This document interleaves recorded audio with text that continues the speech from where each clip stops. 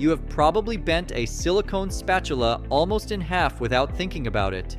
You have put a silicone baking mat into a hot oven, pulled it out, and let it sit on the counter. If you have ever resealed a sink or a bathtub, you know the sharp vinegar smell that rises as the sealant cures overnight. These are ordinary things. They feel obvious, unremarkable, but there is something strange sitting underneath them that most people have never stopped to notice. All of this starts from sand, not from oil, coal, or from any of the usual sources of soft, flexible materials. The story of silicone begins on a beach with one of the hardest, driest, most ordinary substances in the world. And what happens between that sand and the soft material in your kitchen drawer is one of the more surprising transformations in everyday manufacturing. Let's get into it right here on Small Things.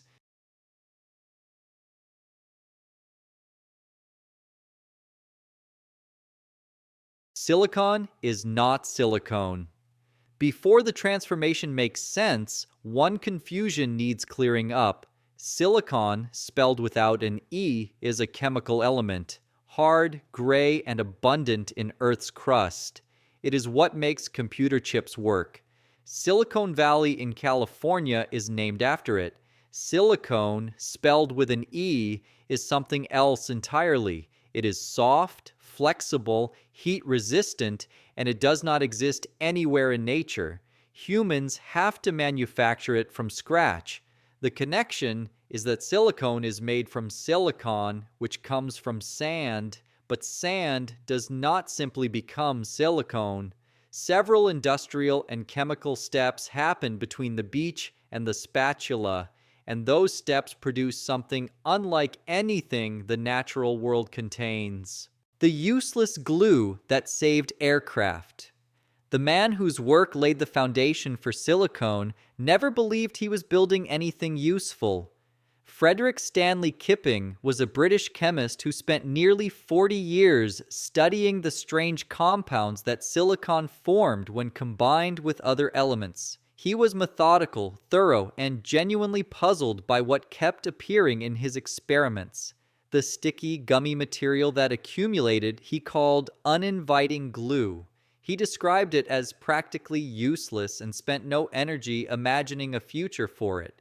He named it silicone because he initially thought the compounds were related to a class of chemicals called ketones, a classification that turned out to be incorrect, and published his findings carefully and without much enthusiasm. Kipping died in 1949, having spent more of his working life on silicone than almost anyone, and having no idea what he had actually started. The turning point came in the 1940s, when two chemists working independently on opposite sides of the Atlantic solved the problem of how to make silicon compounds efficiently and at scale. Richard Muller in Germany and Eugene Rochow in the United States both discovered what became known as the direct process, a method of reacting silicon powder with a specific gas in the presence of a copper catalyst to produce the key building blocks of silicone. What Kipping had spent decades creating in small, unremarkable batches could now be made industrially.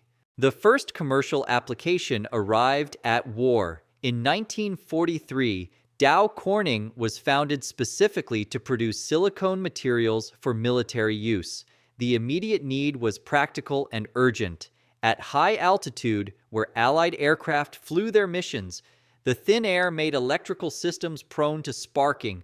Silicone compound applied as a coating to aircraft ignition wire harnesses prevented that sparking and kept the engines running. The material Kipping had called useless was, within a few years of his death, keeping squadrons of aircraft in the air. In the years that followed, it spread from aircraft harnesses into medical tubing, industrial seals, and consumer products. By the 1950s and 1960s, it was in kitchens and bathrooms and factories. The sticky goo Kipping had dismissed had become one of the more versatile materials in modern manufacturing. How sand becomes something. Soft. The starting point is quartz sand, not the kind that simply washes up in different colors on beaches around the world, but pure silica. Silicon atoms bonded tightly to oxygen atoms, forming the hard crystalline structure of quartz.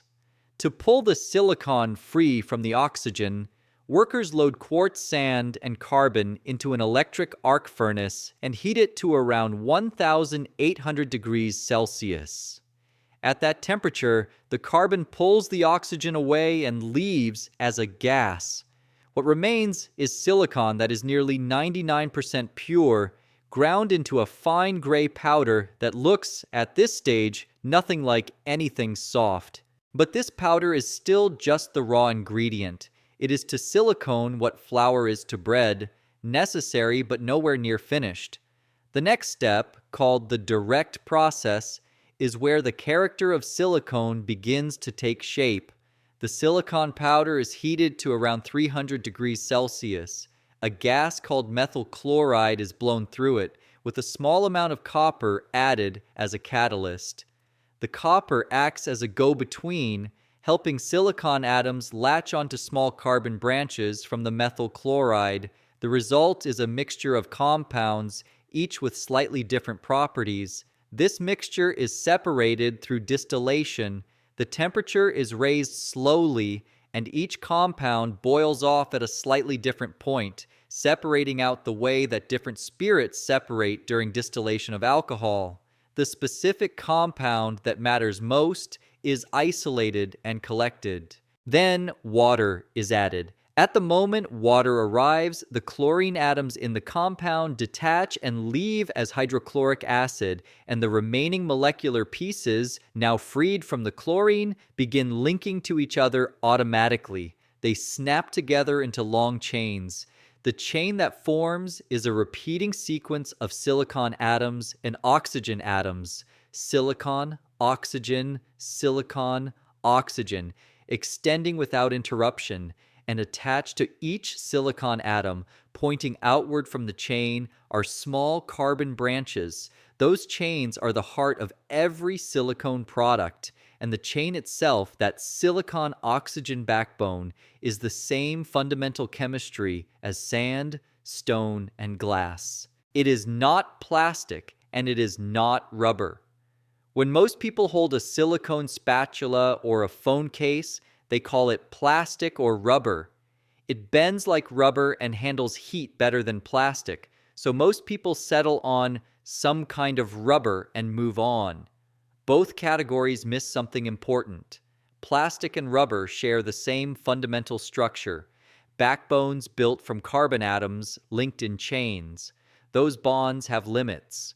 Most plastics begin to soften at temperatures silicone barely notices. Most rubber deteriorates in ultraviolet light because UV targets carbon bonds, and rubber's entire structure is built from them.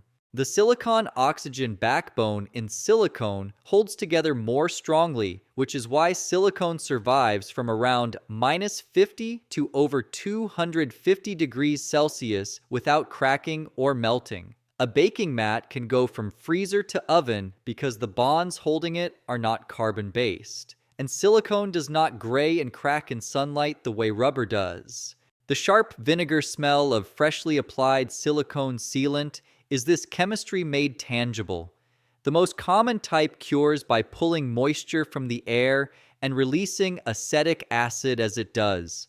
That smell is the material transitioning from a flowing paste into a solid, reacting with the air in the room, completing its structure while you watch it happen. No plastic cures this way. No rubber does either. Silicone sits in its own category, adjacent to both in feel and use, but not actually belonging to either. The spatula, the shampoo, and the hospital dressing silicone shows up in a surprising number of places that most people have never connected to each other. The shampoo that makes hair feel smooth contains silicone oil, a version of the material with very short chains that stays liquid and slippery. The same basic chemistry is in the release coating that stops bread from sticking to a professional baking tin, and in the lubricant used on industrial machinery where oil would contaminate the product.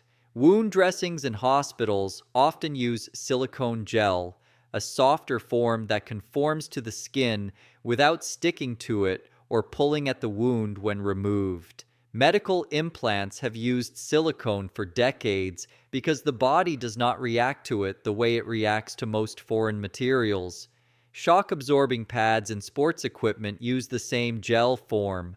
And then there is the silicone rubber most people know without realizing it. The baking mat, the phone case, the keyboard cover, the baby bottle nipple, the sealant around the window frame, and the rim of the bathtub. The handle of a kitchen tool that stays cool when everything around it is hot. It is also worth being accurate about what silicone cannot do. It does not biodegrade. Mold does not avoid it without an added biocide. Cheaper outdoor sealants crack after a few years of sun and rain, and fresh silicone will not bond to old cured silicone because the cured surface is too chemically stable for new sealant to grip. Sand. Rewritten. Frederick Kipping spent 40 years making sticky goo he thought was worthless. The chemists who came after him turned that goo into aircraft coatings, then into kitchen tools, then into the sealant around your sink and the mat in your oven and the phone case in your pocket.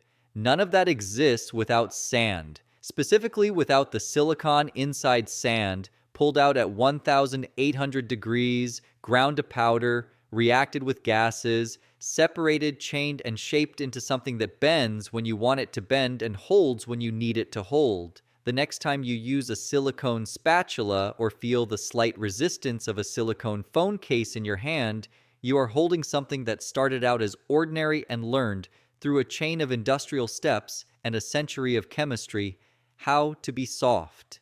If this changed the way you see the next silicone object you pick up, let us know in the comments what you want us to explore next. We might make it our next episode. Thanks for watching. History often hides in the smallest details.